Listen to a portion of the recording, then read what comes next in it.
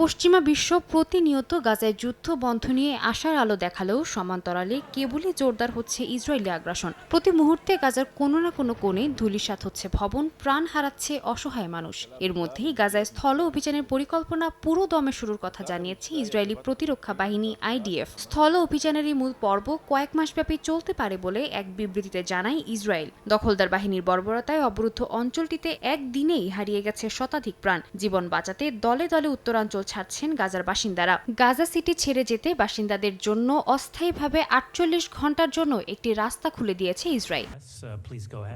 প্রায় 2 বছর ধরে চলা যুদ্ধে গণহত্যার জন্য ইসরায়েলকে দায়ী করেছে জাতিসংঘের কমিশন অব ইনকোয়ারি। আন্তর্জাতিক আইন মেনে এই দায় স্বীকার করার আহ্বান জানান তারা। এছাড়াও জাতিসংঘের মহাসচিব আন্তোনিও গুতেরেস মঙ্গলবার পুনরায় নিশ্চিত করেছেন যে ইসরায়েল ফিলিস্তিন সংঘাত নিরসনের একমাত্র কার্যকর উপায় হল দ্বিরাষ্ট্র সমাধান। তবে বাস্তুচ্যুত ফিলিস্তিনিরা বলছেন এই স্বীকৃতি এসেছে অনেক দেরিতে।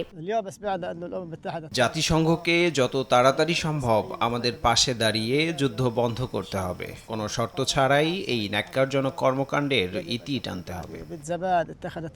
গাজা সিটিতে ইসরায়েলের নতুন স্থল অভিযানকে ভয়াবহ আখ্যা দিয়ে তীব্র নিন্দা জানিয়েছে কানাডা। সামাজিক যোগাযোগ মাধ্যমে দেয়া এক পোস্টে কানাডার পররাষ্ট্র মন্ত্রণালয় জানায় এই আক্রমণ মানবিক সংকটকে আরও তীব্র করবে এবং জিম্মিদের মুক্তি ঝুঁকিতে ফেলবে। পাশাপাশি আগামী সপ্তাহে নিউ ইয়র্কে হতে যাওয়া জাতিসংঘ সাধারণ পরিষদের অধিবেশনে ফিলিস্তিনকে স্বাধীন রাষ্ট্র হিসেবে স্বীকৃতি দেওয়ার ঘোষণা দিয়েছে লুক্সেমবার্গ।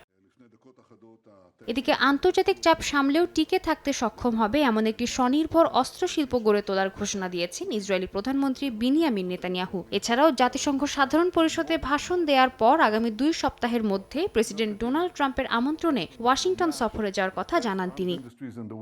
সাদিয়া তাসনিম, সময় সংবাদ।